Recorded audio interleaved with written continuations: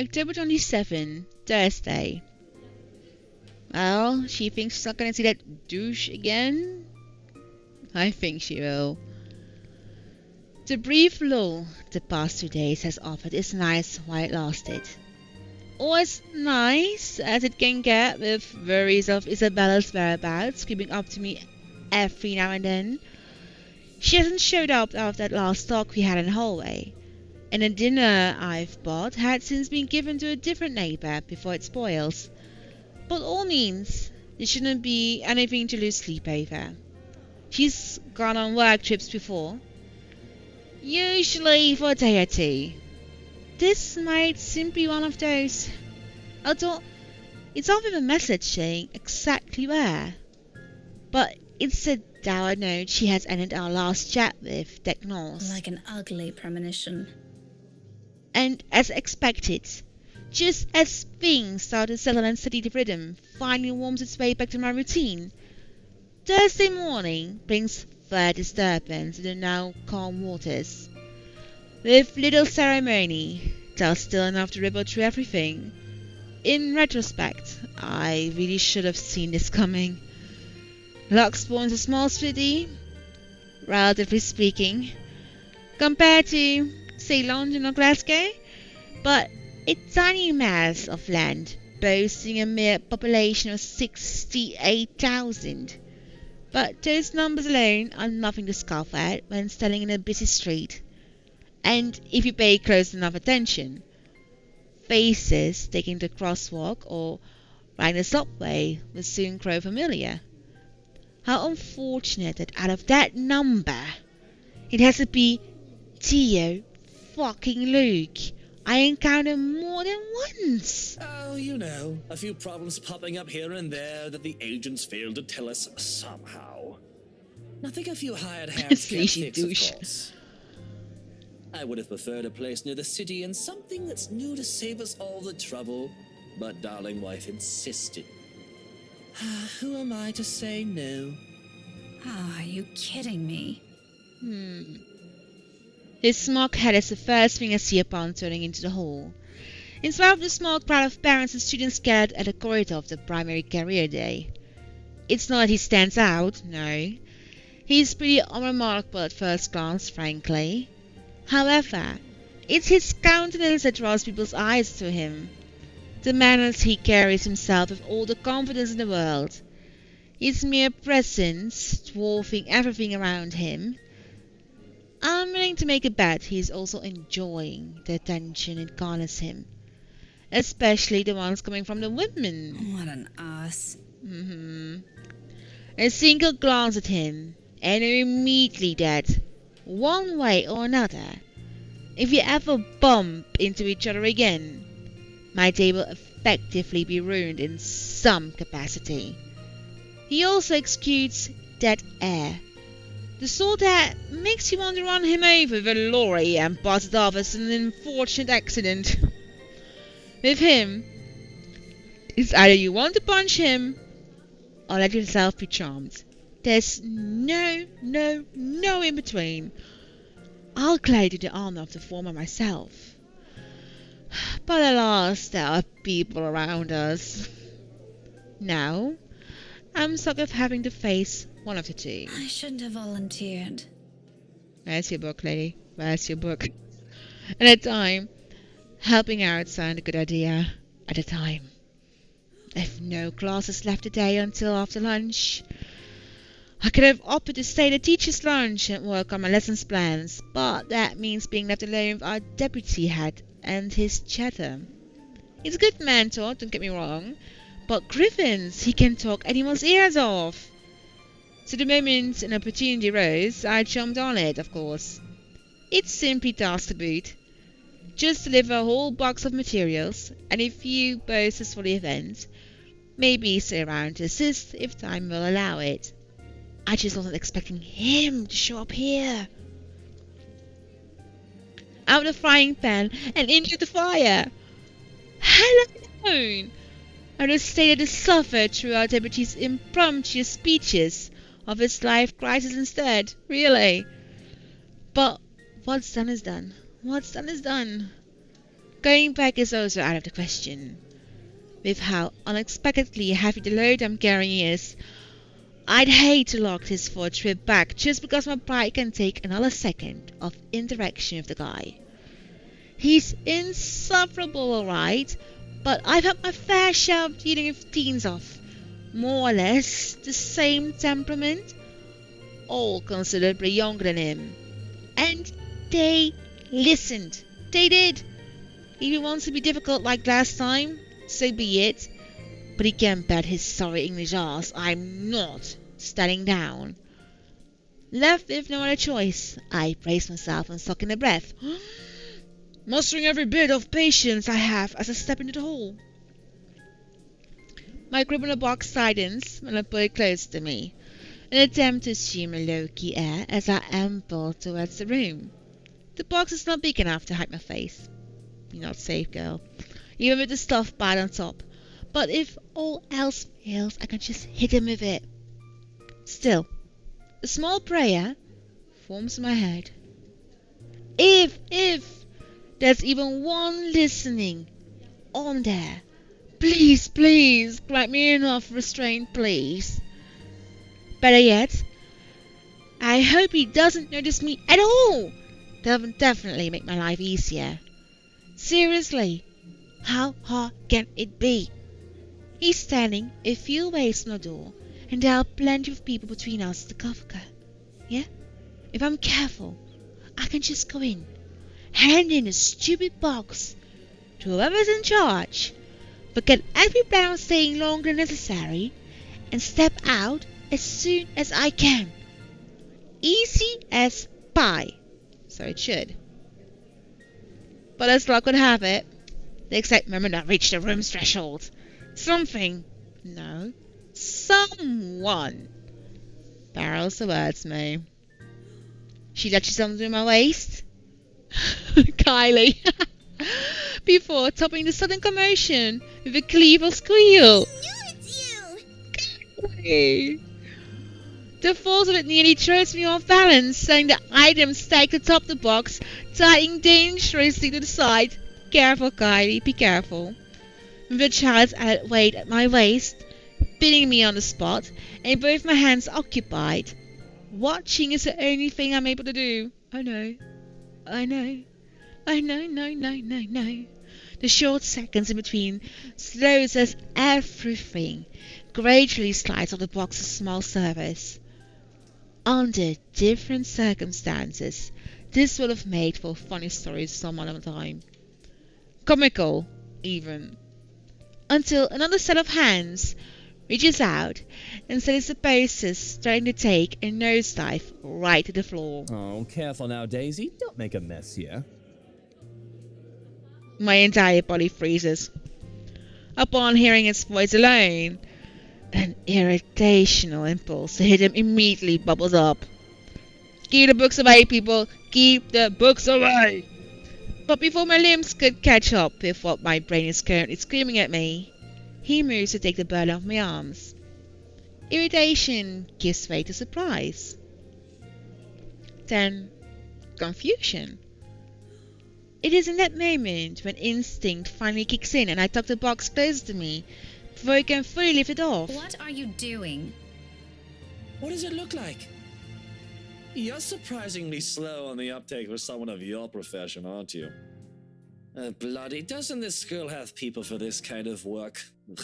So much for being a center of academic excellence.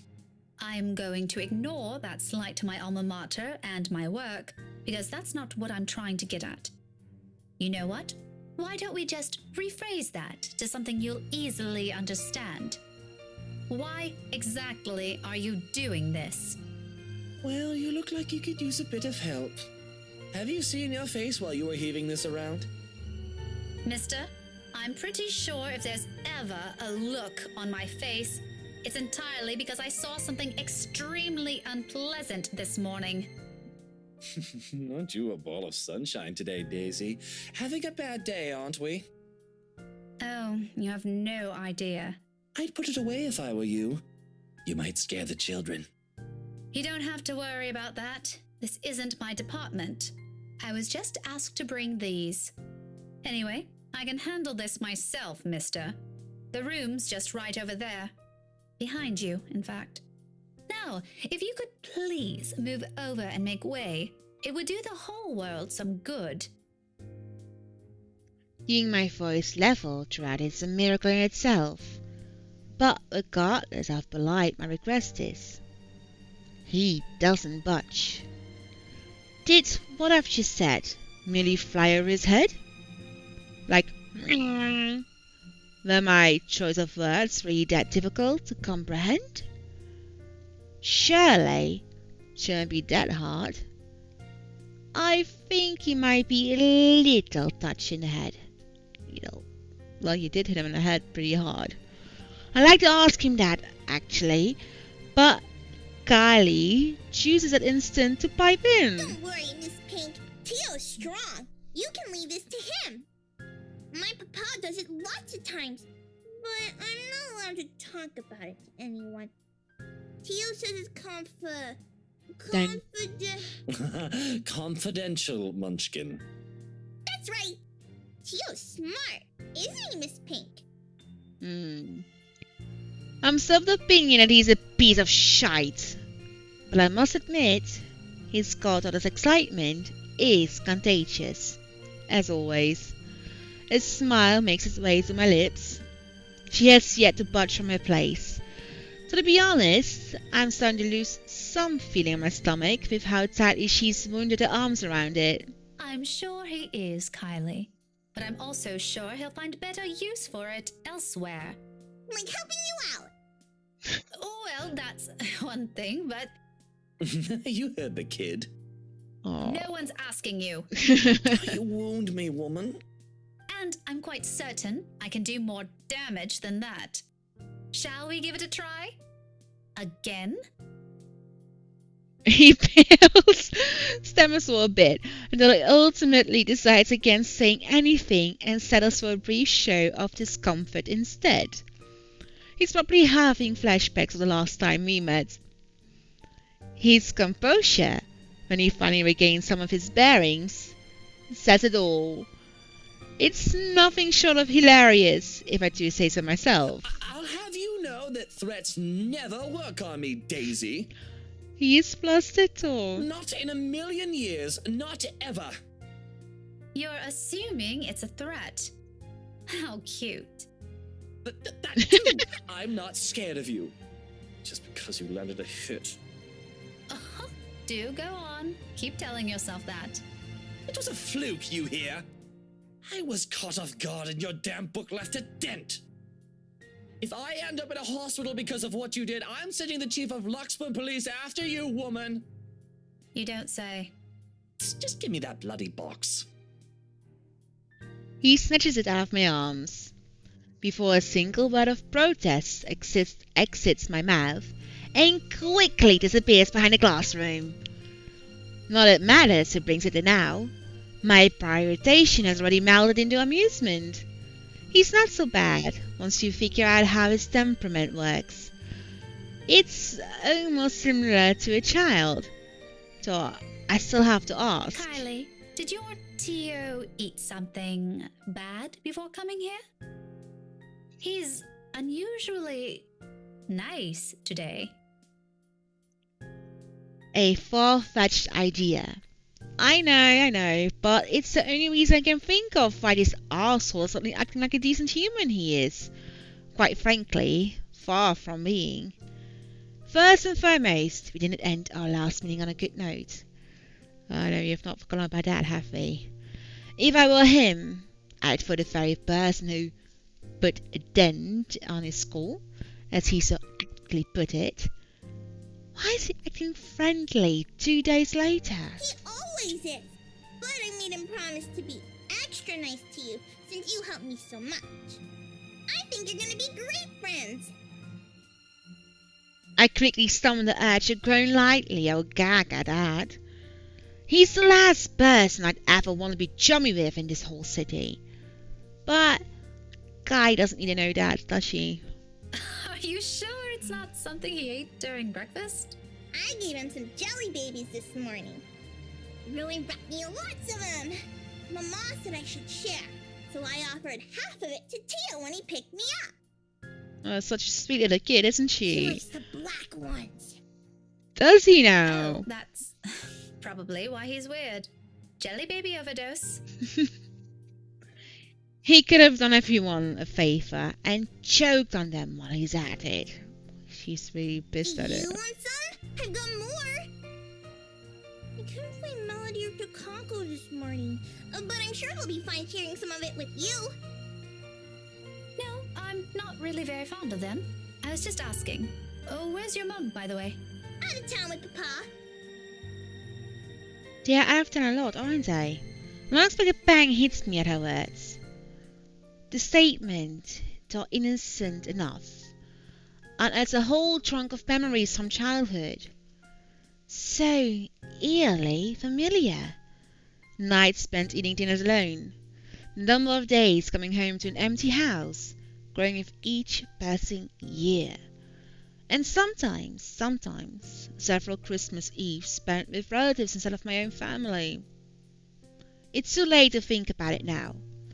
But when I remember, the dull ache is still there. Familiar, though lessened by the years now. Beside me, Kai takes a step back, having gotten tired of clinging to me. There's something but cheer in her. She doesn't seem too affected by the fact. Although it makes me wonder how much of it is real, really, and how much is there to mask the loneliness, if there's even one. What a lucky kid. Weren't they informed of career day beforehand? Yeah, I told them all about it. My mom was looking forward to it. Then why did I have to leave town then? And they still left? Uh-huh. It's important business, so it can't be helped. They promised to tell me about it when they come back tomorrow, though. Papa said he'll give me a gift if I behave. I've been a good girl, right, Miss Pink? You always are. But they asked that they asked your Tio to look after you? For this? Nope, they didn't. No? Then how? It was supposed to be Tia. Mama likes her better than Tio, so she asked her, but she's sick and had to visit the doctor today. Oh, that's supposed to be a secret, by the way. Oh, but I think it's a bit confusing because Tio said she also went shopping.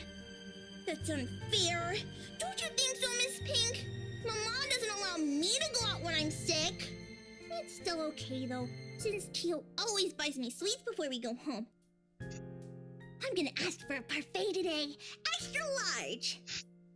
Don't tell Takako, okay? Listening to her like this, it is easy to get a picture of where Kai's fondness for the Kai comes from. She's far from a demanding child, unless you've made a promise of some sort.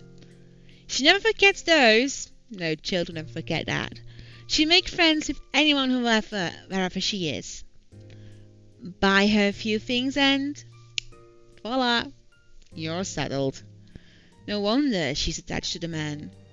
The douche probably showers her with gifts whenever he can. I can't say if the sentiment of the same for the latter, however. He doesn't seem the type. He probably just does it for the sake of getting some peace and quiet whenever he's with a girl. Classic But techniques. before that, I'm gonna show him to everyone first. It's gonna be great. No one else has a gazillionaire fairy godfather. Also, when I grow up, I'm gonna be exactly like him and marry someone really handsome. Hey, what about inside, Like girlie? Tia did. That way, I can be awesome too. There's some sort of misguided logic in there I'd like to correct.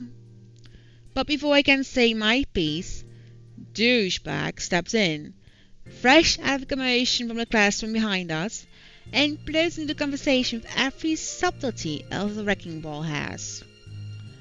No shite given, despite no one asking for his opinion. Munchkin, sweetie, trust me.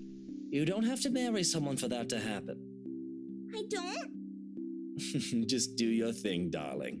I'm quite sure you can do great things on your own without lugging around an extra baggage with you. Tia married you. Kai drops a statement without any sort of purpose. At the moment it lands, The douche finds himself grappling with the conversation. Yeah, well, that's true, Munchkin, technically. But it's not the same thing. A small frown creases the girl's eyebrows as she tries to comprehend her Theo's rather fake explanation. It's not surprising, either, when Luke tenses on the child's questioning gaze. It's familiar. I've seen the same look a great deal of times before, on Ashton, whenever he's trying to say something he can't quite phrase. Another second passes before the douche moves, kneeling in front of Kylie and placing both his hands on either side of her shoulder. Kind is the last word I'll ever use to describe the man. But in this minute, there's a smile on his face I can't place, dented by all means for someone as obnoxious as him. It's a curious thing to see, if not a bit odd. Listen here, sweetie. Tia was already a great person before she met me. She is? But I don't see her doing anything. She's always at home. Not always, Munchkin. Did you know she's really good at numbers? You're good with them too. You helped me with my homework once. Well, Tia's much, much better than me. She used to do maths with big numbers. Oh, like millions? No, gazillions. And she's really, really good at it. So much so that her dad let her manage anything that had to do with it. That was even before she met me, too. Does that mean she's better than you?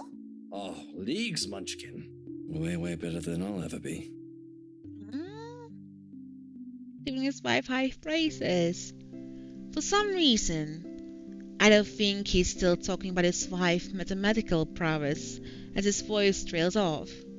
In fact, if I had not been paying closer attention, I wouldn't have noticed a change in him. The slight shift in his smile, from one that's tender to something wistful, like a remembering memory he has always been fond of, but has often kept to himself. And at a fleeting glance of it, a tiny, insignificant part of the world somehow also shifts. Opinions changing, impressions moving. You know what? Why don't you ask Tia next time you have homework, Okay, next time I'll ask her to help out. See? No need to marry a good-for-nothing bloke. Can I also tell her to not stay at home anymore? If Tia's good at it, I'm sure she can help you out too. And Papa. He computes a lot of numbers too. Tia can help him. You go do that. I'm sure she'll love to hear it, Munchkin, even if it's been a while since. Another silence from him. Then, without missing a beat, he turns Kylie around and lightly pats her shoulder, in a gesture to end their conversation right here and there. Well, he pleasantly surprised, isn't he? Probably before he can say other things he's never intended to say, or a child is not meant to hear. But off you go first. I think I saw your friend run off to the other classroom. The one with the pigtails? Go say hi to her. You still have those jelly babies to give her, yes? All right. But wait for me, okay? I've got loads more to show you. He's way better with kids now. They put up my drawing on the bulletin the other day. I'm gonna take you there later. I'll be back. She soon disappears behind a small crowd, none the wiser to the sudden change in mood around her. Luke straightens as soon as she's gone. The expression on his face grows less kind now that there's no one to reassure. Despite that, Choco still escapes me. His head quickly snaps at me, an accusing glare clear in his eyes. Although it's less threatening now, considering I've witnessed earlier. Funny how one person's impression of someone can easily change without minute detail. Why are you laughing like that? Don't mind me.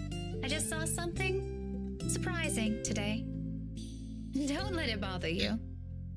Putting it like that won't make me any less inclined to ask. What is it, woman? If this is another one of your threats, I've already told you it isn't going to work on me. That good teacher act isn't going to fool anyone.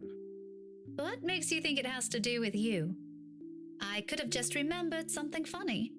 Not everything in this world revolves around you, mister. I am not daft, Daisy. It's on your face for all the world to see. Now, say it so we can be done with this stupid talk. Hey, it's no longer Sleashback. He's Luke now. Let out another laugh, more to delay than to express any sort of amusement over the matter.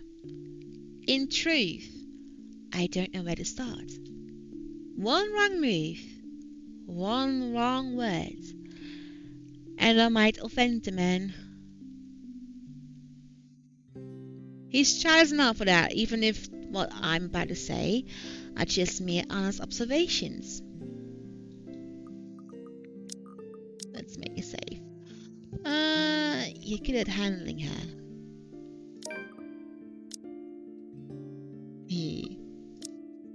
Oh well, regardless of how he reacts, it's not like it'll have an impact on anything between us. I have no plans of getting too friendly with the man. Though he might have some good points, empathize on might. The best treatment I can hope myself to give him is to stop thinking of him as a sleazy douche. Besides, after seeing that look on him, I figure someone like him can use a little compliment here and there. He probably doesn't get it much considering how coarse his own language can get. Can't you act a wee bit polite for even a second of your life? It won't kill you. You'll easily get answers that way, you know? Instead of demanding things from people like a temperamental man-child. I'll be nice when I want to be, woman. Don't tell me what to do.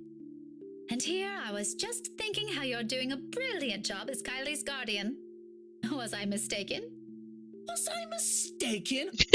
What? Sorry, I didn't catch that. Stop playing dumb. I hate to admit it, but you actually seem to be good with kids. Possibly even better than most of the teachers here. What do you know? I've expected him to just take it all in, bloat his ego more, and even brag about it. Instead, what I get from him is a sound resembling a squawk. Or maybe that's him choking on his own pride. I can't tell above the hubbub surrounding us. But when I glance at him, a mortified expression is on his face. No. No? You should be proud of yourself. At least there's this one good thing about you. Isn't that nice to hear? Pretty sure not a lot of compliments get thrown around about you, knowing how you are. There are a lot of good things about me, Daisy. My hair, for one. There's also my extraordinary good looks. Wax lyrical about those all you want. I'd be happy to hear it any day. Praise anything about me but that. What is so repulsive about it? Even Kylie likes you. Shouldn't that tell you anything about yourself? Kylie is one kid, not even my own. Trust me, you do not want to see me bring a spawn of my own into this world. It'll be an abomination. Why would he say that?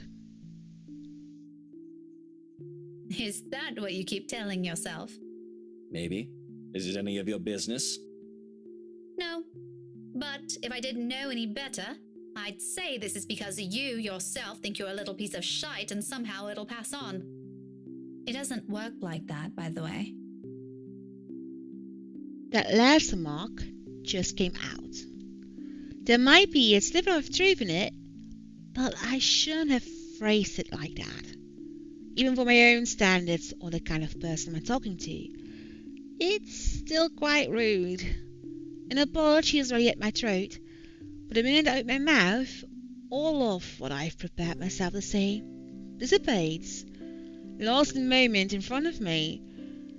He has then gazed outside, staring at some point past the buildings, blocking the view of the sky, equally lost in his thoughts. He's a vexing man, under so many standards. However, in this moment, the morning light stream from the window lends its features a certain air, softer, less severe than what he often flaunts. I might as well be looking at a different man. There's a tender note in his voice when he finds it. The word smelled on his breath, not intended for anyone but himself. Nevertheless, it reaches my ears, unintentional as it may be. You're right. She deserves someone far better than me. All the talk about self-worth makes some sense now. It isn't some profound knowledge he pulled out of his arse. It has come about because he's already been there, likely still stuck in the middle of it. Preaching about your own personal experience is easier after all. Less room for mistakes, more for a dose of self-loathing. What a complicated man. Just when you thought you already figured him out, he does one thing and says the other. People like him are the most difficult to call, far harder to understand. Yet, it might be exactly for this reason why some are so easily charmed by him. It's the mystery that catches them, of wanting to find out underneath that bravado. I won't count myself among those, yet. His whining personality isn't exactly my cup of tea. But sometimes, once get a glimpse of what's beyond that machismo, empathizing with the man isn't such a steep hill to climb. If the comfortable silence we now share tells anything, that's it. Perhaps this is as close to friendships as we can get. Several insults flung around, with a few shared silences in between, and that's not exactly a bad thing. He's not exactly a bad guy either, despite the awkward start we had. Maybe it's for this reason that I can't resist throwing in a little comment to lift his mood before leaving him. You know, Luke, you're not such a bad person. Is that supposed to make me feel better? I'm touched, Daisy. Take it how you will, but a little attitude change would help. A lot. Bollocks. Right, of course. Let me know when you're done with your lecture, ma'am. And you can probably start by not leaving your wife out while you're having some quality time with your goddaughter. Who knows? Maybe that'll help change how the child sees her. Where did you even get the idea I'm leaving my wife out? Have you ever even met? No, but I did see her with you two last time. His indifferent expression quickly resolved into a confused scowl, while I meet it with matching perplexity. It has only been 2 days. Surely summer isn't that bad. But we know it was not his wife. What? When was this? At the cafe, after you left. Ooh. She was sitting right beside you. Kylie was at the back and you were driving. Daisy, are you sure you haven't accidentally hit yourself with your own book? Because that damn thing's quite big, and I'm really getting worried about you. It has only been a few days, and concussions can be dangerous. I suggest you have that checked. Well, you asked. I just answered. It's pretty rude to make her wait like that, by the way. How can I make her wait when she's not even with us? What? It was just Kylie and I that night. Now you're just pulling my leg. Luke exhales, long and drawn out. His impatience rapidly changing the companionable air around us. In the face of it, I tense. I've accidentally stepped into another minefield. Any chat I've had with him so far has been like this. Why this still surprises me, escapes me, but above my worries of offending the man, is my own bewilderment. I remember well enough what I saw that night. Yet, he says something completely different. Wifey was out with Kylie's mummy that night. She wasn't with us. How do you think I ended up on babysitting duty? But in the front seat. And Kylie's... Miss Pink! What's going on? Guy's sobs reach my ears first, and then a familiar weight returns around my waist again. Hot tears seep through my blouse as she buries her face in it, her arms winding tightly around me. Luke and I briefly exchange worried glances, his own lips shut tight with concern. Her cries are soft enough not to attract much attention. Most of the visitors have been ushered inside the rooms by now, anyway. Those that still linger at all, or just a little group with great interest and concern. If I don't get a better handle of the situation, I have a feeling Luke will start yelling at everyone soon. Kneeling, I gently pull the girl away from me, cupping her face and wiping her away with tears, creating little trails on her cheeks.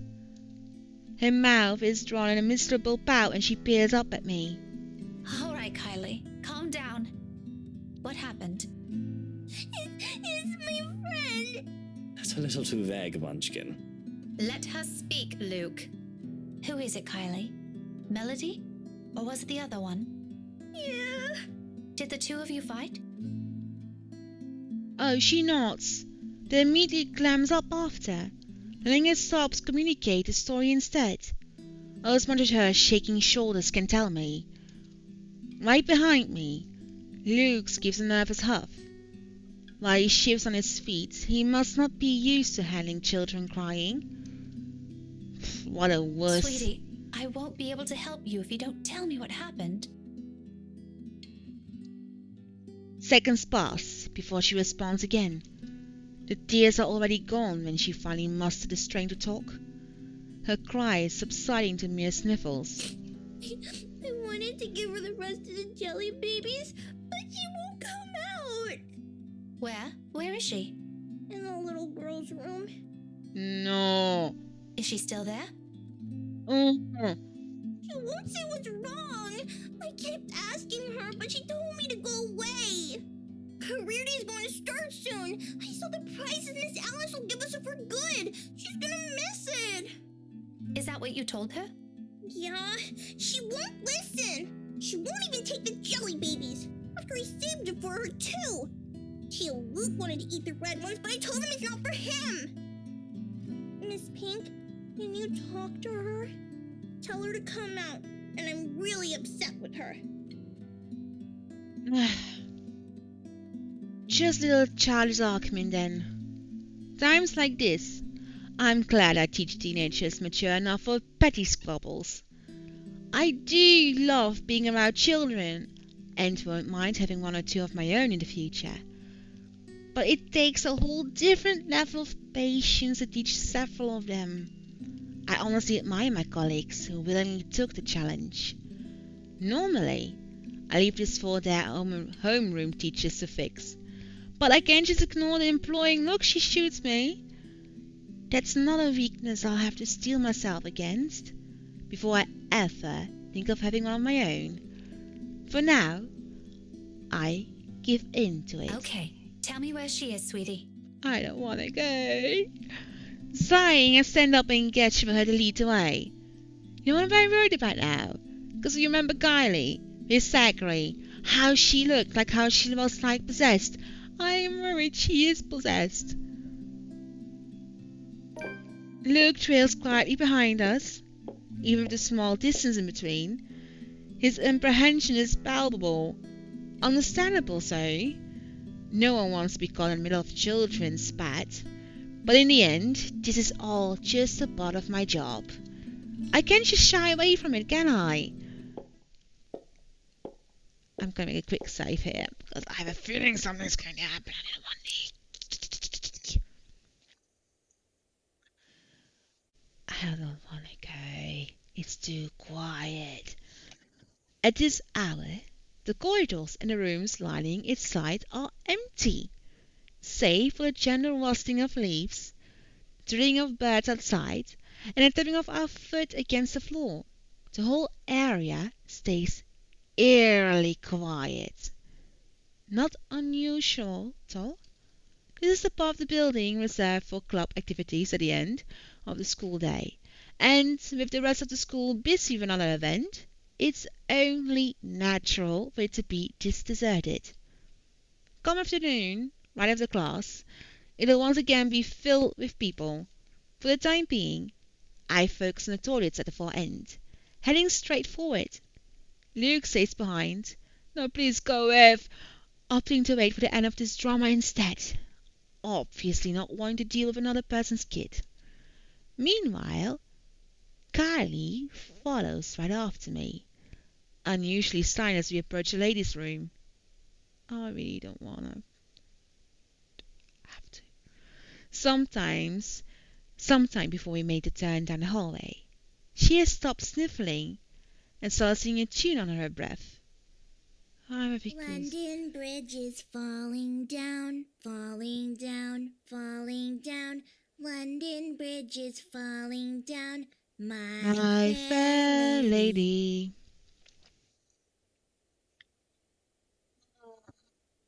Jesus, man, I got goosebumps. Probably to praise or calm herself, or maybe this is her way of preparing to pull her friend out of a sulk. It certainly reminds me of another person.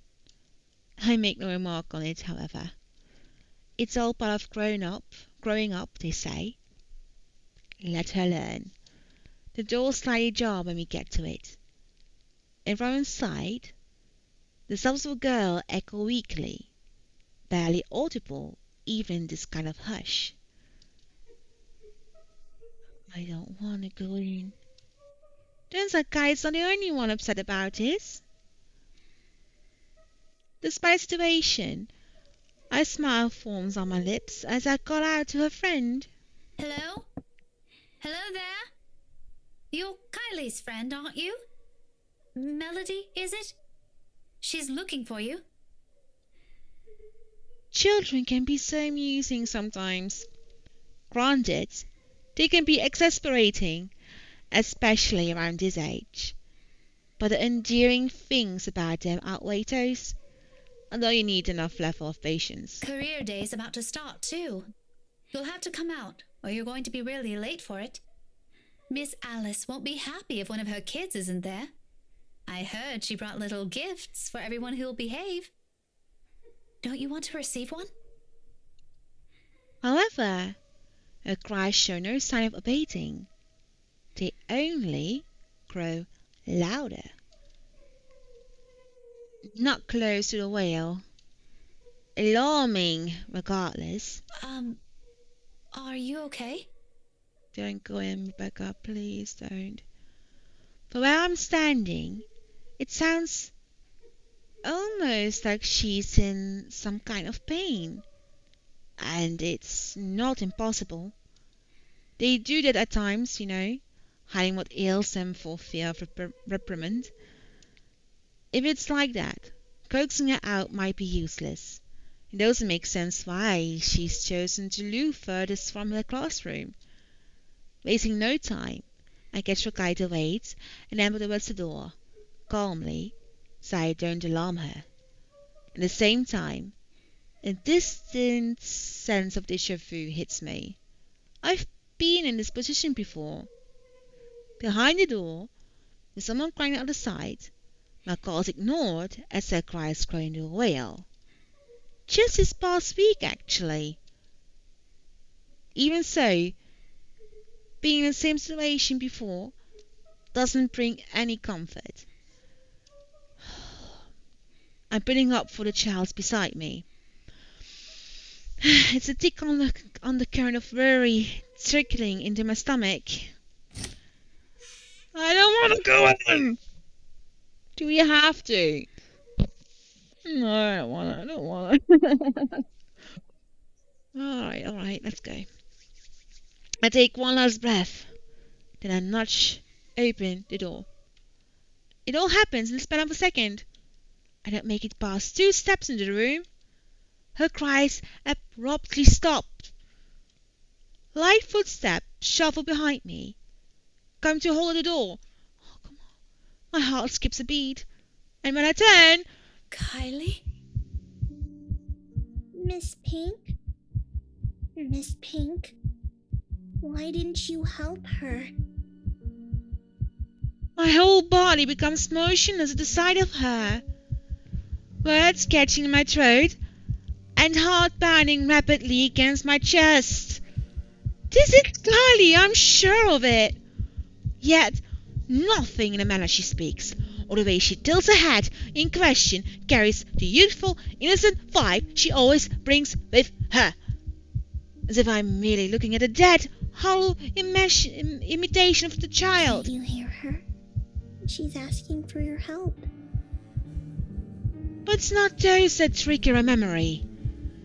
It's those chilling eyes. Calling. Beckoning. Why won't you listen to her? All at once, memories return to me. A tide that has receded and now returns ashore with an overwhelming force, carrying images of a single moment from days ago. A world passing by in a blur and features I can barely discern under the little light there was. Not even a week has passed. In this minute, while I keep my eyes strained on the child before me, they return with such unbearable clarity. There are no horrid wounds this time, no blood streaming down a pale face. Thank heavens. Just lips contouring a small, twisted smile.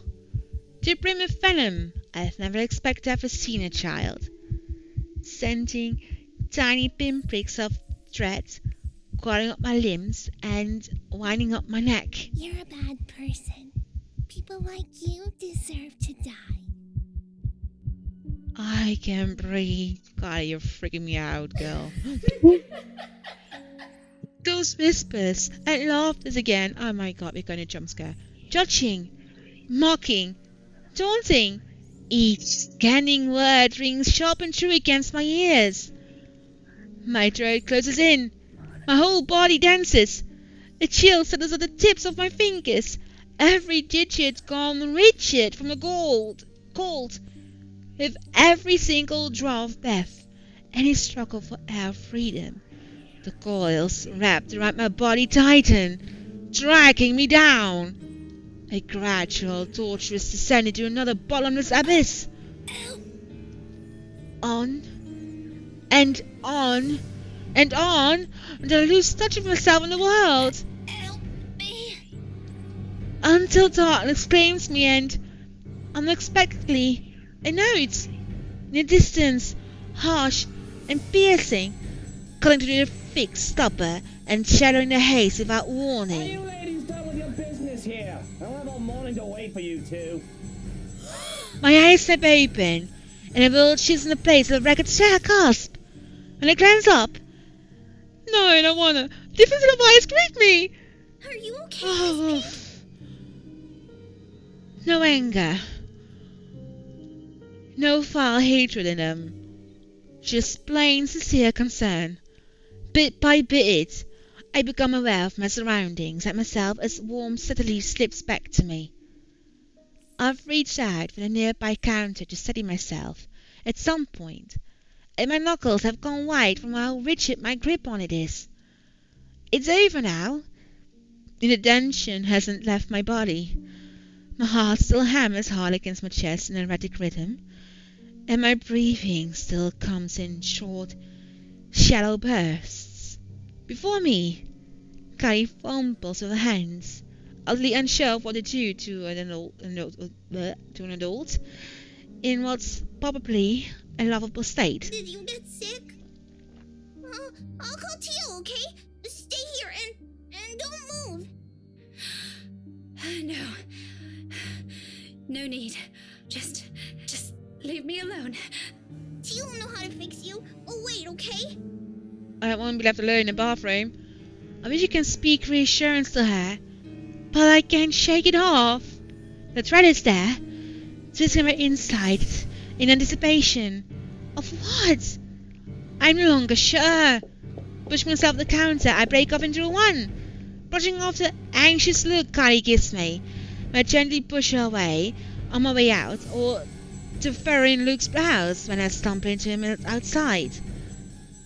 Whatever they both saw on my face, I care not to know. Bloody hell, I don't even understand what's happening anymore. The tremors continue long after the last of my classes have ended. Although none of my students have commented on it, I've got a few sharing anxious glances every time a pen slips from my hand or my shoulders stands whenever called.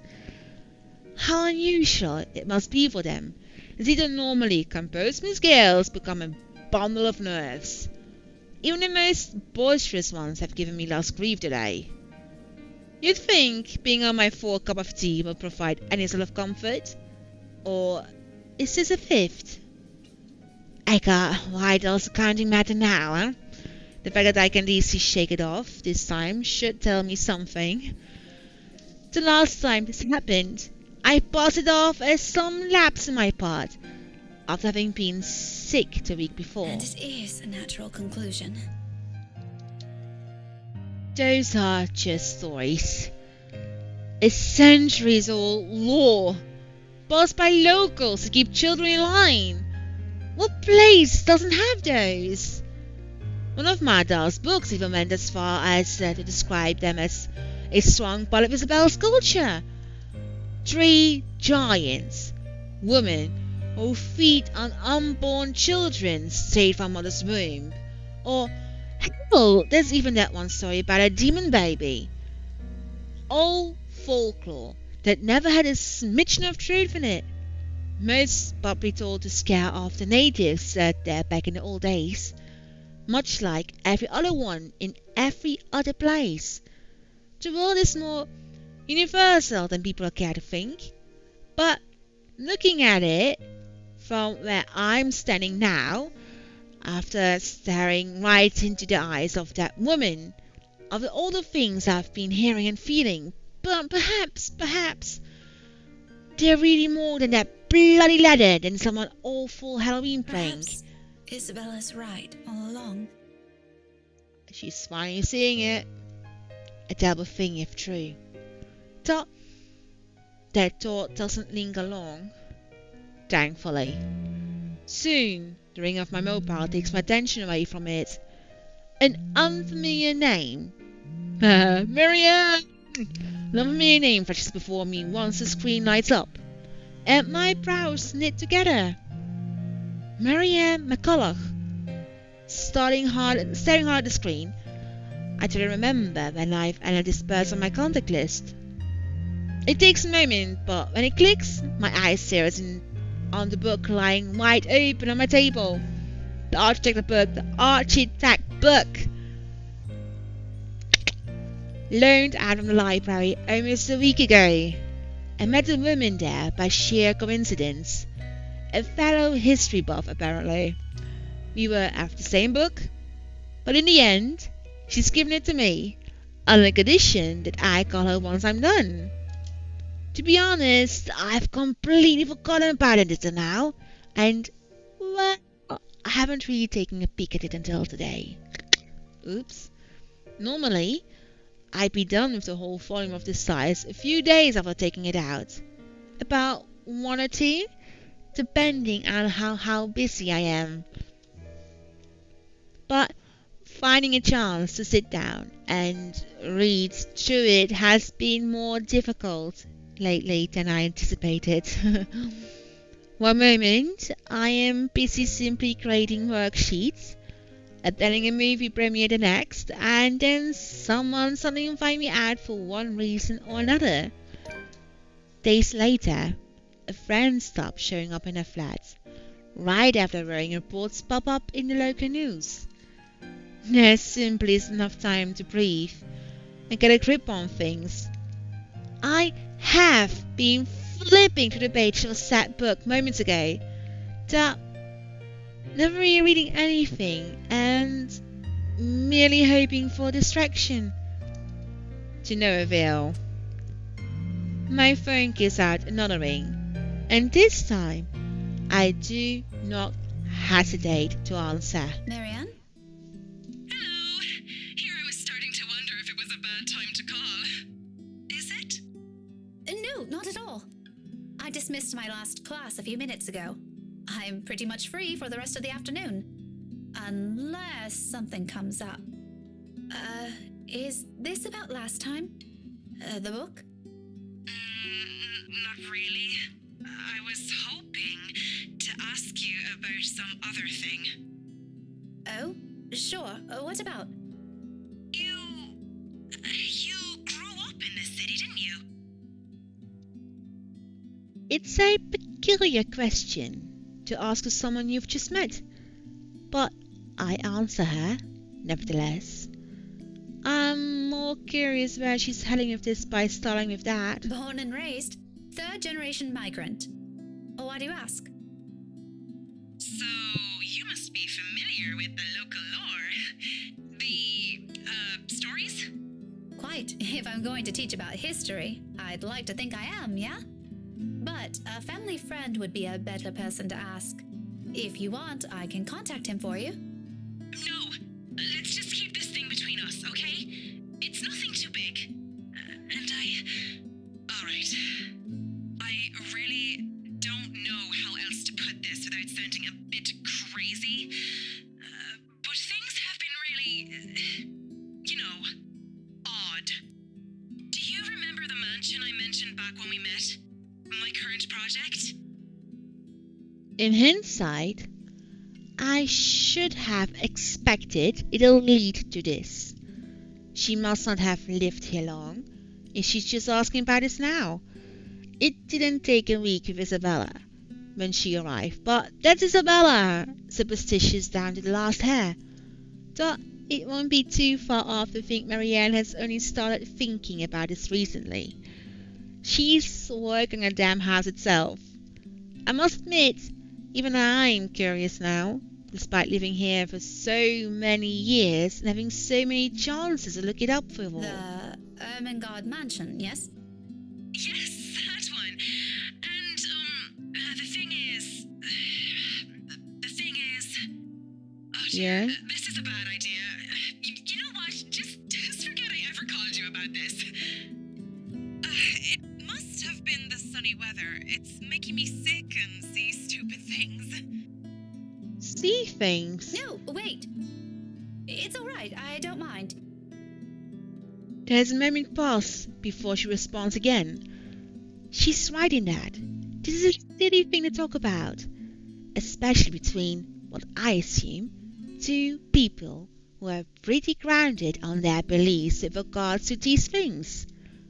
I won't blame her if she hesitates. I can't believe I'm asking you about this. It's fine. Why don't you just think of it as some form of research? Can do. All right. But after this, we're going to forget we ever had this talk. My lips will be sealed. Now, what is it about the mansion? Just, what do you know about it? The general gist. The place's past. What happened to the owners? Anything you can give me. Let's see. To start off, I do my best to give her a concise summary.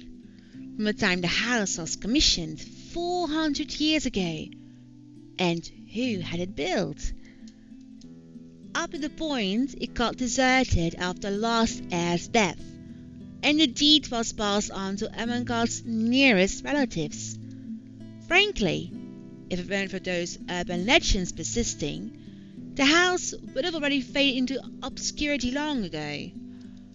Demolished, even. These are all nothing so she probably hasn't heard of before. Yet, there's dissatisfaction in her tone once I finish. That's all there really is to it? as far as I know. There's this little bit I forgot to mention about Lady Charlotte Ermengarde's death, but most of those are just theories. Let's hear those theories, girl. Aside from that, this is really everything we've been teaching all these years. Should there be anything more? No mention of any other weird stuff? Other crazy stories? I want to hear about the theories. Or a letter of some sort? My blood runs cold. Any warmth and comfort the tea I've drank has given me prior has instantly been drained out of me. The phone creaks softly as my light hold on it turns into a firm grip. This whole letter bullshit is starting to turn into more than a coincidence. None that I've heard or read of. What does a letter have to do with this? Oh, no. It was just something I came across. Ignore it. Random thoughts, you know? By the way, I need to run. Thanks for answering my questions. She ends the call abruptly with only a clipped goodbye, leaving my mind heavy with even more thoughts. The mood around my classroom has gone considerably denser, in light of what little I've gleaned from that conversation. I don't think Marianne's lying about her intent. Her interest is genuine, I give her that, but she's left a lot of things out. I get the sense she's only asked because something's happening around her too, and if she hadn't mentioned the letter, I probably wouldn't have made the connection. Just what the hell did we get ourselves into? Of course, there's a lot of confusing details in this. All of these are just assumptions. No concrete conclusion to be formed with what we have. And if we want to find out what we're really dealing with, I think Marianne's right. There might be something more to those stories. As absurd as it sounds, the fairy blazer gave us that letter might tell us something beyond what we know. And tomorrow night, I have a few hours of that chance at a housewarming party. Totally not an existing thought, since the place is privately owned now. I can just wander around, but it's enough reason to keep the threat at bay. As I step out of the room, ready to put an end to this day. However, all those good vibes disappear into thin air when I run ahead first into Luke. There's really something in this man. Regardless of how much my opinion of him has changed over the span of a few hours, he simply blasts through every good impression people have of him, without care for thought. He doesn't even need to open his mouth. His mere presence does it. In all honesty, I think he's the kind of guy only a mother can love. You're still here? Obviously. Who do you think's standing in front of you? An ass. Oh, come on, Daisy. You've done better than that. Losing your touch? Luke, I don't have time for this. I'm heading home, and your face is the last thing I want to see before I leave. What do you want? But lately, I notice his hand, partly raised, almost poised for a knock, and a slight lift of an eyebrow. He quickly drops it to his side and turns to Kylie. She's standing a few steps away from him, holding her hands behind her back and towing at something on the floor with the tip of her shoe. Then he proceeds to make fake gestures at me and the child. He resembles a fish flopping for air with the way he's moving his arms, so I think he's trying to urge her to speak up. Munchkin, I thought you wanted to tell her something. You do it, Teal. This wasn't my idea, darling. Don't worry. I won't tell Tia what you told me the other day. And this morning. Luke exhales, rolling his eyes at the ceiling and maybe praying for the universe to grant him more patience. He knows a losing battle when he sees one. He may act worse than a 5-year-old throwing a tantrum at times, but he's no match for an actual child. Nothing better than being served a dose of his own medicine, huh? Once his frustration has been promptly let out, he points a rude finger at me. I do my best to stare the offending picture down, but I can already hear the demand before it's even out of his lips. You, come with us. What makes you think I will? Because little Rugrat here is upset and worried, and it's your bloody fault. I've no idea what happened this morning, but if you don't come with us, I won't be hearing the end of it from her. So do me a favor, Daisy, and just be glad I'm inviting you. You're asking for a favor, and you can't be bothered to be polite? I don't know. It's been a really busy day for me. I kind of miss my couch. Daisy, you just say yes. I pause. A pause follows. Almost too dramatic. Afterwards, his face twists into something between a grimace and a smile. As it happens, he appears like he's in a lot of physical pain. You'd think the man is getting an aneurysm by simply being polite. Please? Tio said it would be his treat. What? I said no such thing, Munchkin. I only agreed to this because you requested it. I'm under no obligation to feed her. I promise we'll be quiet the next time I visit. Oh, all right, but just one meal and make it the cheapest. He and Ashton would get along famously on that department.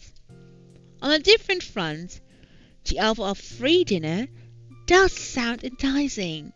However, half-heartedly given it is. Mostly because Kylie has wisely put on her puppy eyes.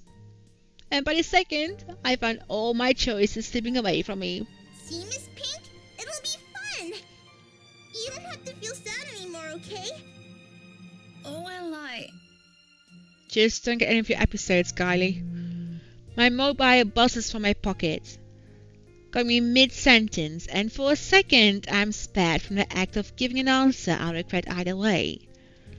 Fishing the gadget out, I wave a hand at him and excuse myself.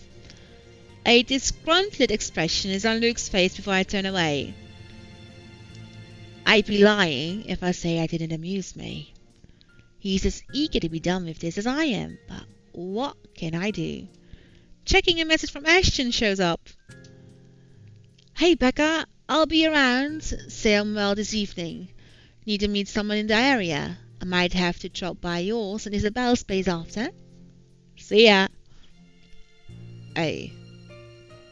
Just the usual. Unlike what he does to Zachary, Ash has the decency to let us know when he's dropping by or he's in the area for some business. From the way it's phrased, it sounds to be the latter. Either way, I'm glad he's at least aware of that boundary.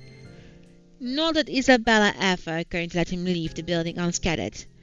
If he ever pulls the same stunt he does with the other man. I cringe to imagine what she'll do to him. Sighing, I slip the gadget back to my pocket. But, looking up to see Luke's utter impatience on his face, I now face a different dilemma. The two of them are still waiting. And knowing the kind of person Luke is, this is already a grand gesture of goodwill coming from him. All the pleased his godchild. His denial aside, it is to tell he's really fond of Kylie from his actions alone. I kinda hate to ruin that. Well, Daisy, we're waiting here. On the other hand, there's Ash. His message doesn't exactly imply he's going to wait, or he's expecting me to be there, but there are matters I hope to discuss with him in person, to put it simply. Housewarming parties matters. With inviting Isabella out of the question, I only have Zachary and Ashton. Although the former has already made it clear he'll be busy this week, and, well, Ashton has been my first choice from the start. Even if he detests attending gatherings like this, it's company that counts. We can be miserable together, but that's the problem, isn't it? He hates them, and it's very likely his answer will be a flat no. I'd rather not hear that. If If by some miracle he agrees to it, he'll probably be sulking the whole party. Not really a tough choice when you put it like that. Still,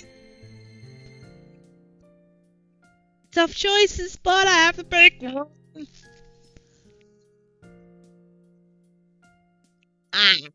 I want to go with Kylie. What effect does it have? It brings Luke up, and I'm still right with Ashton, so that's fine. In the end, it's my own fondness for Kai that wins out. Chances are, I only have to endure his presence for an hour or so. If it lasts more than that, I can make up an excuse. A sudden call from a friend or things to work on. Doesn't seem so bad when I think of the pros and cons. At best, it'll be a quiet dinner. At worst, it'll be an awkward affair we're both eager to be rid of. I'm leaning more on the latter happening. Hoping for the former, of course. Okay, but only because Kylie asked. Kai's face instantly lights up. For the third time today, she tackles me into a hug before pulling away and dragging me by the hand towards the building exit. That's alright. I'm sure Teal doesn't mind. He let me pick where we're going to eat. Don't worry, it's just close. Luke follows close behind, and perhaps out of some desire to keep the dead air away, I can't resist throwing in a quip. Keep your distance. You better not do anything funny, you hear? I'm the one who should keep my distance. Make sure she has her Make sure she doesn't have a book with her. May I remind you who approached me first and what you did right after? And her knee as well. Oh, I remember it clearly. But perhaps it's you who needs a reminder. You seem to have never learned your lesson. Care we give it another try? Maybe this time it'll stick. Maybe this time it'll stick. You think you're scary? I'll show you what's scary. To my surprise, his tone lacks a usual sardonic note in it, and briefly, I paused to stare at him. I quickly shut his mouth right after and walks ahead of us. All talk and no trousers like the usual, and for the better part of our walk, except for Kai's excited chatter, we don't speak. Somehow I have this strange feeling I'm already getting used to this kind of banter with him. I'm not sure if that's a good or a bad thing, really. And amidst this newfound friendship, dare I call it that even? Ashton's message lays forgotten and abandoned in my pocket. Of all the places near to the school, Kylie picks this one, and waiting for food to be served is as awkward as I've imagined it will be. Not the bad sort, or the pleasant kind, actually. Surprisingly, Luke's an okay bloke when he tries. When he tries. So long as you're willing to look past the tackles remarks, or you're not exchanging acrobatic quips. It's clear he's making an effort for this to be as fun as possible for the 6-year-old by being chattier. Even going as far as to laugh when Kai's story calls for it. It's interesting thing to hear from a man. More than once, I catch his frequent cheesed off expression easing whenever he looks at the girl. And your friend? Did you make up with her? Yep. She said she just saw something she didn't like. She didn't accept the jellies, though. She told me to give it to you instead. She knows you like the red ones, too. Very well. Hand it to me later. I'll bring some of them home. And I think your Tia would love to have some. What a terrible liar. He says he dislikes the idea of having children of his own. But it's easy to see some part of him genuinely wants them. What's stopping him? Once Kylie wandered to the nearby bookshelves. After having lost interest in the conversation, however, we both revert back to silence. On our own, we have little to talk about, aside from a few questions by the other here and there. At one point, it does veer on local politics and history. He's surprisingly fast with it that he can hold a decent conversation without throwing a jibe. Nothing too personal is ever mentioned so far at all. It's too early for those, and besides, I don't like him enough to speak over every minute detail of my life. Better keep it strictly between the science and the casual repartee. This whole thing already looks and feels wrong on so many levels. I'm quite sure he feels the same. So, another bout of science hits us and becomes too much. I've taken to finding something else to occupy myself. Throwing from mobile, throwing from hand to hand while we wait for our respective meals. But it'll be a complete lie if I say I'm not waiting for some intervention. Something to pull me away from this place. Someone? Ashton's probably at Salem Well by this time, working on whatever business he has there. Maybe if I make up an excuse and leave now, I can still catch him. Cut that out, it's distracting. My hand stills, holding the gadget awkwardly between us, arrested mid-pass by his bored tone. He's been quiet for a long minute now, after complaining about how appalling the tea they're serving here is. Before that, he has whined about how uncomfortable his chair is and tasteless decorations they have here. Previous to that, he has griped about how dull the place is, compared to the one he frequents on the upper class side of the city. Well, I'm sorry for being a bunch of peasants, Your Majesty. Figures he'll lose patience soon, having already grumbled about almost everything his eyes can reach. It's just unfortunate he's turned to me now. Why don't you just look somewhere else? I can't. If I turn elsewhere, I might end up looking at the bobfuck right behind us. You're looking green. Bobful. Do I even want to ask? I don't want to hear it. If it's coming out of his mouth, it can only be either rude or offensive. Regardless, he continues. Everything looks good. But have you seen the face? True horror. What is wrong with you? You know, I frown about this in practice, but that mouth needs to be washed out with a particularly potent soap. Preferably by your own mum. A shame she isn't here, What happened to your mother anyway? For whatever reason, that puts an end to the talk right away. He returns to watching his godchild, who has found a particularly interesting picture book, and is now poring over it, while I turn back to my mobile. Still no message. Would it kill him to at least send a message? Check if I were home? Meanwhile, Luke's silence lasts all but 10 seconds. What is it with the damn mobile? Are you on a curfew? He's got the immature act down part. I'll give him that. Seriously, how old is this guy? Has he somehow been deprived of affection during childhood? And what is it to you? I don't think it's any of your business what I do with it. It is my business, all right? 1, I'm the one paying here. 2, I'm being forced to eat dinner in a place this stuffed and noisy. Lastly, it's been 10 minutes, the food isn't here, and I'm hungry. What you're doing with the mobile is annoying and distracting, when the least you could do is keep things entertaining while I suffer. He's hangry. That's your problem? Shouldn't you be more worried about how this entire affair looks to other people? Oh, I didn't realize this was one. You move fast, Daisy. You could have informed me first, you know.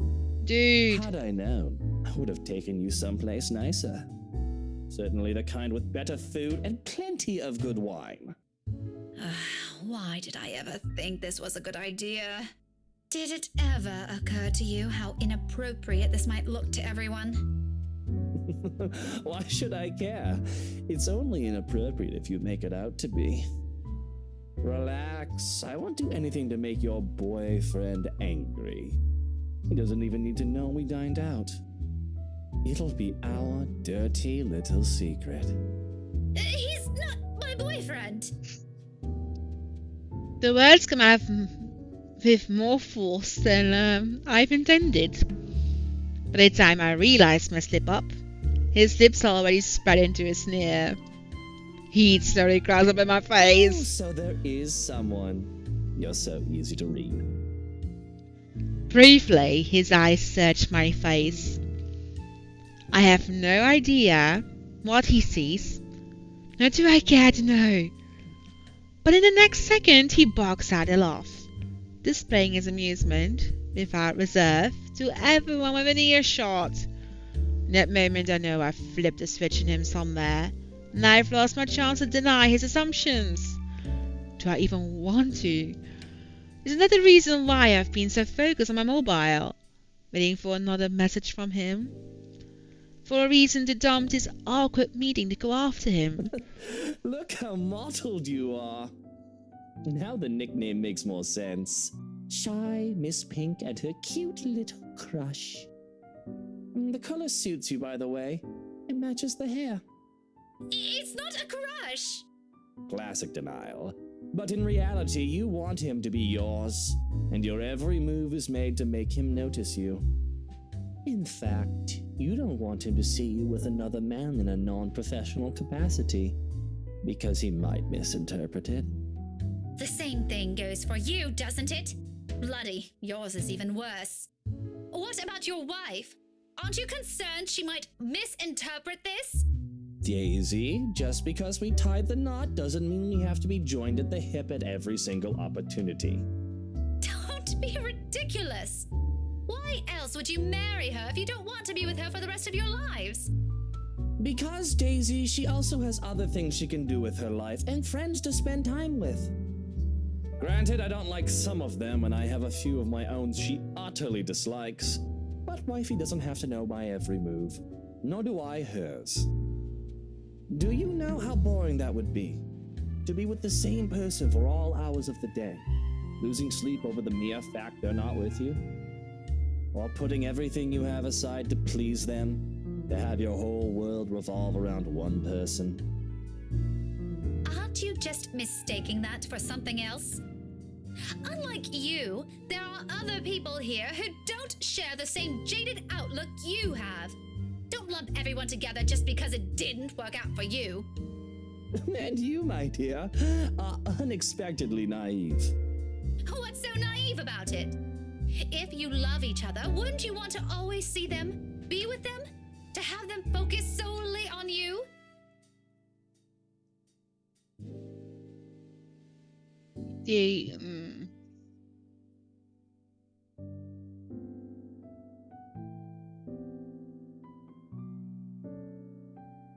I'm thinking, sorry, taking a bit long because it's quite late and I'm going fussy over here, but I don't really totally agree with Rebecca in this regard. Yes, you love each other. Yes, you want to be with them. But it doesn't have to be every single minute, every single second of the day. You know, yes, you would like to go out with them. Yes, you want to go have dinner. Like, me and my husband still have occasional dates together. You know, but we also go out with our friends still. Well, not weekly basis. Like, once every trimester. Just to have a time to ourselves, really. Time with our friends. I mean, you're not supposed to be glued to the hip to one another. You also have to let each other go, but live together. As I said, your happiness should not be dependable on your partner. It should amplify your happiness. And communications are putting one in a line in a relationship, you know. Communication is key, as I said. And there's nothing wrong to have friends, you know. Yes, friendship will lose will some friends will drift apart, but that's life. You get busy. But there's nothing wrong to have friends and to have a drink with your friends, as long as you're also respectful to your partner when you do so. Yeah. Maybe you haven't been loved enough. Oh, it's that kind of thing for you, isn't it? The love is eternal, love is a strong emotion shite. A starry-eyed girl pining for her dashing Prince Charming? What's next? Romantic confessions of love? A grand wedding on the beach? Dozens of spawns running around in some picturesque home in the suburbs? How quaint. Are you also expecting it's going to be sunshine and rainbows after? A happily ever after? Relationships need a lot of work. Please. What? I never once said... And is all of that such a bad thing to hope for? Oh, sweetie, you can have all of that and still just have love. Woman, I've been married for 7 years, and I'm telling you, it's far from what you have in your pretty red head. Tell me, how long has this song and dance been going for you and your man? Maybe I am mistaken. And putting my eyes on him is all I managed to do. What does his mere 7 years have compared to the 17 I've had with Ash? Hey, that's how long I know my husband. It's laughable he thinks those two things are even comparable. Ash and I may have never moved past the boundaries of friendship, like what I'm hoping for years, but what we have isn't something anyone can scoff at. I've always been by his side, endured everything with him. I know him better than anyone. No matter what this complete stranger says, I know there will always be a place for me beside him. And yet... Come on, Daisy, that shouldn't be too hard. 3, 5, 8, 10, 20. His words easily seep into my heart like sharp daggers, gradually picking apart everything I've ever been sure of. Despite myself, the doubts resurface and my defenses crumble right in front of my eyes. It's the one he sees through me, and as expected, he ridiculed it. Restrained, low and rumbling, a sharp sound striking the air around us, amidst the murmur of people and the soft notes of music playing over our heads. His shoulders shake, and when his mirth becomes too much even for him, he reaches up a hand and passes over his face as if to hold his glee close to him. Bloody bullocks, this is just brilliant. Oh, mother, why do I always keep running into these things? This day couldn't get any better. I think I'm gonna need a stiff drink after this. He dissolves in another peal of laughter. When it subsides, what he has for me are more words, scathing each of them. The urge to run from here has never been this strong. Is everything you said how you plan to act, if that man of yours ever ends up with you? Cling to him? Put him on a bloody pedestal? Let him become the center of your universe? Although with how long this seems to be going on, I think you've already done so. Marriage will just be icing on the top. Like some sort of reward for you, isn't it? For being a good, patient, loyal little girl all this time, never looking at another man. He must have been having a grand time with someone pining over him this long. I'm a little envious, to be honest. Maybe also a little surprised he hasn't suffocated from all your attention yet. Laugh all about it if you want. It's not like you'll ever understand. Luke fell silent. The ridicule in him was gone in an instant, and his eyes meet mine, sharp and imposing. A challenge, but I hold it against him with the same intensity, because if there's something I won't let his opinion trample on, it's this.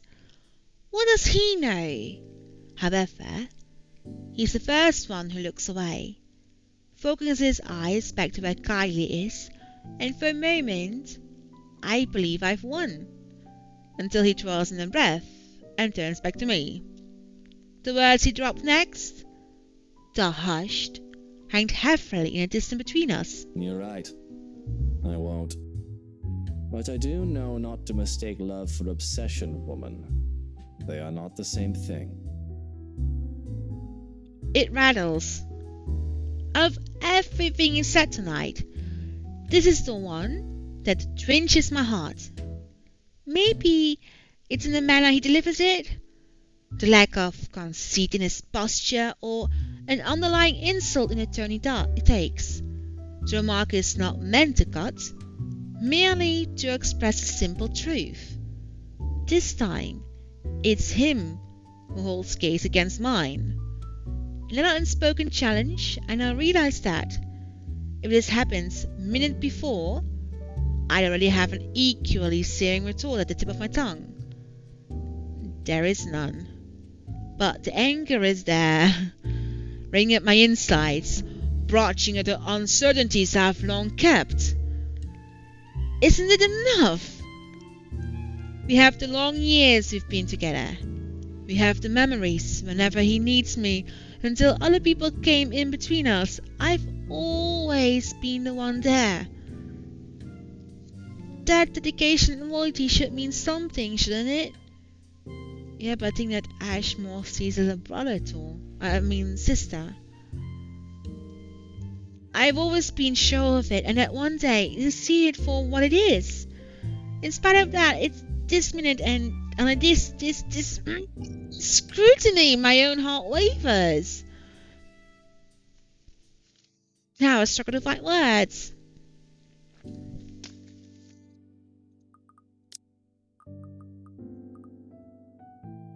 Let's see.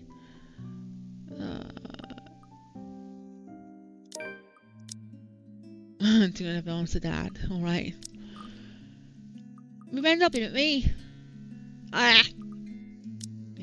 However, there's it for me to ponder on. This ours doesn't need to hear them, and neither is he entitled to them just because he dished out some profound sounding life wisdom no one asked for. So I look away, hoping my own silence will be enough for an answer for him. And it is, for a moment at least, up a little warm, furious tears trickle behind my eyes, stinging, begging for release, along with every other frustration this dumb talk has built up in me. All because of this man. I hate him. I hate the fact that he has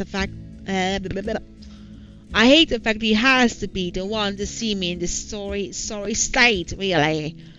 I'm already expecting another barb from him when his expression shifts. Except he panics. In the span of 3 seconds, his expression changes from indifferent to concerned to utter panic. It would probably have been funny if I weren't so irked by the sight of this glaikid bastard. Hey, are you crying? Are you going to cry? Stop that right now, woman, or I'll... Will you shut up? He clams up almost before I could finish. Whether this is due to a sudden force in my voice or how I look, I'd pretend not to think of it. He seems like a deer caught in the headlights, with the way he's making himself small in his seat. But I'm still pissed. I'm tired, and if I can't punch him, I can at least scream at him. You're an annoying bag of dick, you know that? If I hear another word from you, I'm sewing that bloody mouth shut myself. It does do the trick.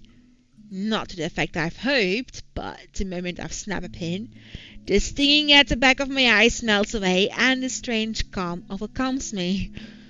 A fragile thing when found in the middle of a busy coffee shop. Nevertheless, it's appreciated considering it doesn't last. Immediately broken by the very person that put me in this state with a few awkward pats on my shoulder. Done twice. Thrice. And another. Until my patience runs out again and I'm putting out the book from my back. Raising it, suddenly over his head. It'll surely dent his skull if it slams down at his head. Part of me wants to see that, but I restrain myself. He has a good sense to recoil. Shortly, he shrinks back to his seat and waves his hand in front of him in a gesture of surrender. What's that book, woman? I already warned you about your little threats. You don't want to see my brand of angry. Then keep your hands to yourself! All right, that's it. People these days, I swear you treat them nicely, and this is where it gets me. You're the last person I'd ever want to comfort me, even if we're the only two remaining people on Earth. Don't flatter yourself. Okay, have it your way, Daisy. And stop calling me Daisy! I have a name, you know! He mutters something inaudible under his breath. Although, afterwards, he doesn't say anything further. For the next minute, he simply contents himself with making a mess out of the paper napkins, folding them into clean shapes without any clear intent, before crumpling them in his hand when he loses interest and dumping them in a small pile in front of him. A waiter serves our meal soon enough, and Kylie makes her way back to our table. But before I can take a single bite, he mutters something. The words spoke in the same tone he's used since morning, all under his breath, an effort the honest part of himself would show. Despite my rather confusing opinion of the man, I stop short of shoving food in my mouth to look at him. His eyes are in his food as he speaks, busying himself with cutting a portion of meat on his plate. But what comes out of him only rings true against my ears, above the din of the coffee house. For what it's worth, Rebecca, I didn't ever think that's all there is to you. Why else would I leave my own goddaughter in your care if you're just some lovesick woman? He spears a piece of his food, pops it in his mouth, and that's it. One whole day with this man, and I still can't figure what his deal is. But for its worth, as well, I don't think he's an entirely bad guy. The rest of our meal slips by in silence afterwards. Aside from Kai's occasional chatter, the whole dinner goes by without the whole dinner goes by without another word exchanged between the two of us. Somehow, we managed to make it through the whole thing without triggering another tension-riddled conversation. A good thing, perhaps. One, because Carl is sitting in front of us, and two, I probably won't be able to hold a proper conversation with my mind heavy with thoughts. We depart from the coffee house just as the evening crowd starts to thin out. The same wordless silence fills our short walk back to the school,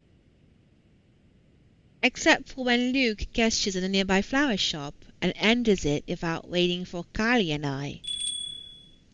He emerges minutes after, carrying a bouquet of daffodils with the same softened expression back on his face. Unlike the previous ones, he tucks this one away almost as soon as he looks up at us, a moment he's not willing to share.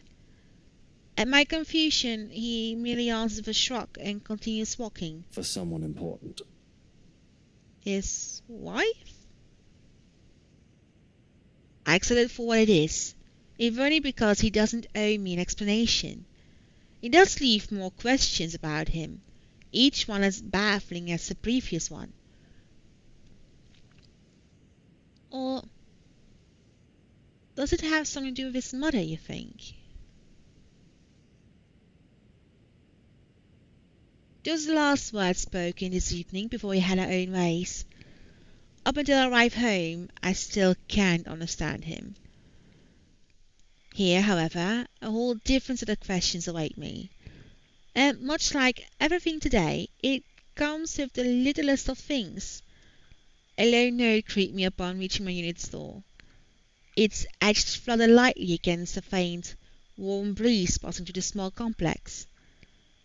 My hand stopped short of twisting the knob as I stared at it, though I didn't make any moves to take it. Ashton's neat script lines surfaced. Dropped by earlier. You weren't around. Any ideas what Sketty Cat is? I couldn't contact her. Inspector Abigail has a few questions. LBT stuff, something about her dead co-workers. Anyway, let me know how the two of you have been doing. I'll see you later. Ash. The message he left, short and straight to the point, but not without the underlying hint of friendship. He's looking for Isabella, apparently. Something about LBD's investigation of her co-worker's death, but ends its formal tone by checking on me. Oh, as any other day, the former part of his message will likely plot at the personal envy I've been holding, while the latter will probably set me heart aflutter. Little things from him that I want mean something more. Yet, this time, only guilt fills me, and my eyes briefly shift towards Isabella's empty unit. Luke's words repeat inside my head as I do so. For what it's worth, Rebecca, I didn't ever think that's all there is to you. Why else would I leave my own goddaughter in your care if you're just some lovesick woman? Have I always been like this? Is selfish? In truth, I've intended to call Ash after the dinner. If I didn't catch him here, invite him to the party like I've planned. There's time, and he's probably awake at around this hour. But my hands won't move, and perhaps it is for the better. Until I've had the time to think this through, it would be best if I distance myself with those I've been clinging tightly to, find a different perspective, and see things for what they are. With a soft sigh, I reached for a note and crumpled it on my hand. The knob twists open with much ease when I enter this time. Maybe after some introspection, it'll be easier. But for tomorrow, I have that woman in the mansion to worry about.